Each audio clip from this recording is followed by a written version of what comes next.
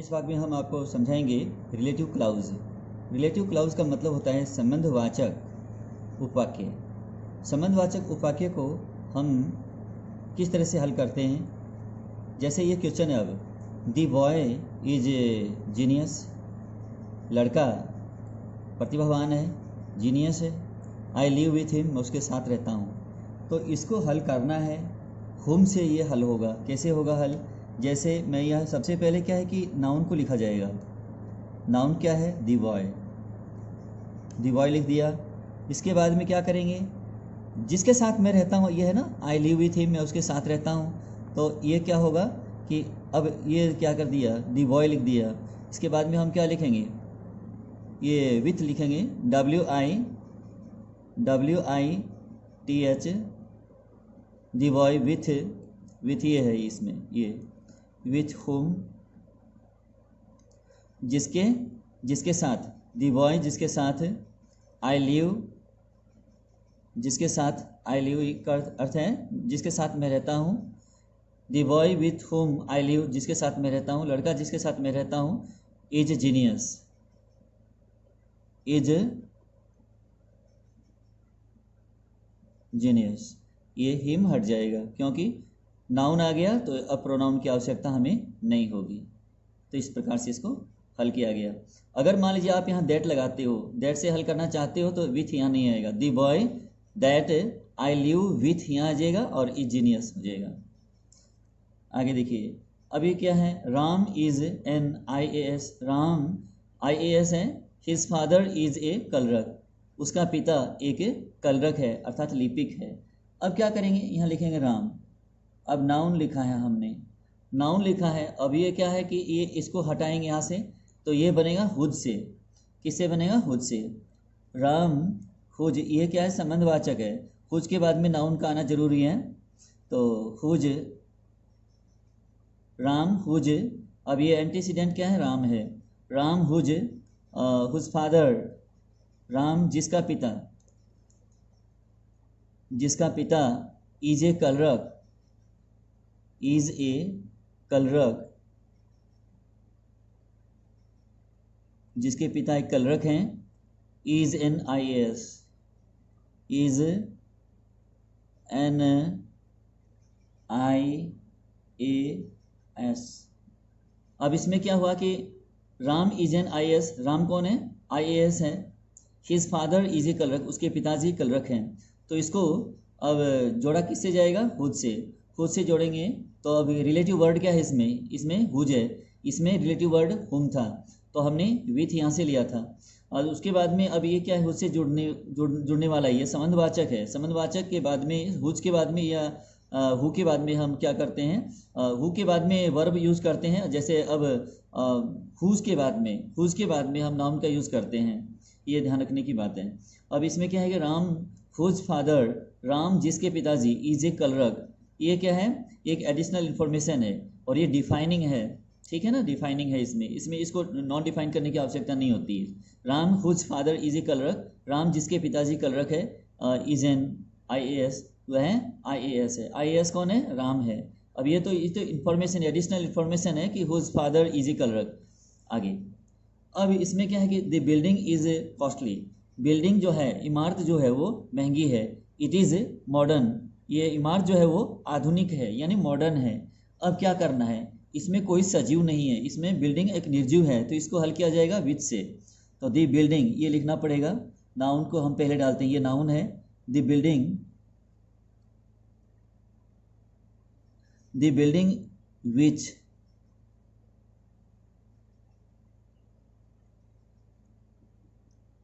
Which is, अब इसमें it को हटाना पड़ेगा, इट नहीं आएगा क्योंकि इसकी इट की जगह कौन आ गया? विच आ गया। बिल्डिंग नाउन आया हुआ है तो हमें इट की आवश्यकता नहीं होगी, क्योंकि नाउन भी होगा और प्रोनाउन भी होगा, दोनों एक ही चीज़ है। ठीक है ना, बिल्डिंग के लिए ही इट आया हुआ है। अब ये मॉडर्न क्या चीज़ है? बिल्डिंग है, तो हमें इट की आवश्यकता नहीं पड़ेगी। तो दी बिल्डिंग, अभी एक सेंटेंस बन रहा है इसमें पूरा, ये अलग अलग है, ये एक है। तो the building which is modern, which is modern is costly,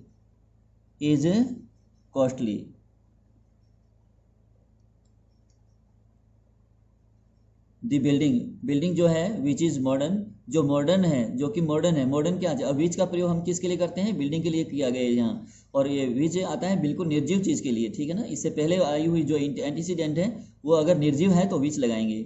that तीनों में चलता है, दैट सजीव जीवों में चलता है, इंसान में भी चलता है, वस्तु में भी चलता है, जानवरों में भी चलता है दैट, तो ये आपको ध्यान रखना होगा। तो विच इज़ मॉडर्न इज कॉस्टली, जो कि आधुनिक है और महंगी है, क्या भी महंगी क्या है, बिल्डिंग। अब देखिए the branch is thin, branch यानी शाखा, जो पेड़ की जो शाखा है वो पतली है, you are sitting on it, तुम इसके ऊपर बैठे हो। अब देखते ही वाक्य को रिलेटिव वर्ड अपने आप ही सामने आ जाता है कि इसके अंदर क्या आना चाहिए। अगर आपका अच्छा जो अनुभव है तो आप कर सकते हैं इसको हल। द ब्रांच इज थिन, अब क्या लिखेंगे, द ब्रांच, अब ये लिख दिया द ब्रांच, ब्रांच लिख दिया। अब ब्रांच के क्या चीज़ है, ब्रांच जो है इसमें निर्जीव चीज़ है ब्रांच वैसे, ठीक है। तो अब क्या करेंगे, अब इट को यहाँ से हटाएंगे, ऑन को ले लेंगे, ये प्रीपोजिशन है, ठीक है ना। ऑन विच, अब विच किसके लिए आया है, शाखा के लिए है। On which you, on which you are, on which you are sitting, on which जिसके ऊपर, शाखा जिसके ऊपर, यू आर सीटिंग तुम बैठे हुए हो, ठीक है। इज थिन, क्या लिखेंगे इसको, इज थिन कर देंगे इसको, इज थिन, ये हो गया। अब इसके बाद में ये तो हल हो गया। अब देखना ये है कि सी हैज़ ए बैग, उसके पास एक बैग है, इट्स चेन इज स्मूथ, उसकी चेन है वो स्मूथ है, अर्थात चिकनी है मान लीजिए, ठीक है। अब इसको हम हल करेंगे, तो अब इसको हल किससे करेंगे, अब इसका संबंधवाचक क्या चीज़ है, इसका संबंध इट्स चेन, इसकी चेन जो है, अब ये इट्स को देखते ही या हीज को देखते ही, मान लीजिए कोई भी संबंधवाचक आता है ना यहाँ, तो उसको देखते ही आपको पता चल जाना चाहिए कि ये वाक्य हुड से जुड़ने वाला है, ठीक है। तो अब क्या करेंगे, सी हैज़, वो उसके पास है, क्या है, ए बैग, उसके पास एक बैग है। अब क्या करेंगे, इसको खुद से इसको हल करना है, खुद चेन, जिसकी चेन, जिसकी चेन क्या है, जिसकी चेन इज स्मूथ है ना, तो यहाँ लिखते हैं इज स्मूथ, जिसकी चेन स्मूथ है। अब क्या करना है, इतना ही हुआ, ये तो आगे कुछ भी नहीं रहा है। तो ही हैज़ ए बैग, उसके पास एक बैग है, इट्स चेन इज स्मूथ, उसकी चेन है वो चिकनी है। तो सी हैज़ ए बैग, उसके पास एक बैग है, हुज चेन इज स्मूथ। अब इट्स को हटा करके हमने क्या किया, यहाँ हुज लगा दिया, तो दोनों क्लाउड जो है वो जुड़ गए हैं। किससे जुड़े हैं, रिलेटिव वर्ड से। रिलेटिव वर्ड क्या है इसका, हुज, ये आपको ध्यान में रखना होगा। अब अगला देखिए, आई नो राम, मैं राम को जानता हूँ, तो इसमें क्या लिखेंगे, आई नो, आई नो, मैं जानता हूँ, किसको जानता हूँ, मैं राम को जानता हूँ, मैं राम को जानता हूँ। अब इसमें क्या लिखा है, she has given him her car, उसने उसे अपनी कार दी है, उसने उसे अपनी कार दी है। अब मैं राम को जानता हूँ, उसे उसने अपनी कार दी है। अब इसको जोड़ना किससे होगा, हुम से, तो ये हो गया हुम, जिसको, हुम का मतलब है जिसे या जिसको, बीच का अर्थ इस, अगर ये हुम शुरू में आए तो किसे या किसको, बीच में आए तो जिसे या जिसको, क्योंकि प्रत्येक WH वर्ड का दो अर्थ होता है, एक तो बाहर का, एक अंदर का, एक तो शुरू का अर्थ है और एक बीच का अर्थ। तो ये बीच वाले अर्थ हैं रिलेटिव के रूप में, ठीक है ना, रिलेटिव वर्ड के रूप में आ रहे हैं इसका यूज, तो इसका अर्थ वो थोड़ा सा बदला है, ज़्यादा नहीं बदलता। आई नो राम, मैं राम को जानता हूँ, होम सी, जिसे उसने, हैज़ गिवन, जिसे उसने दे दिया है, क्या दे दिया है, हर कार, अपनी कार।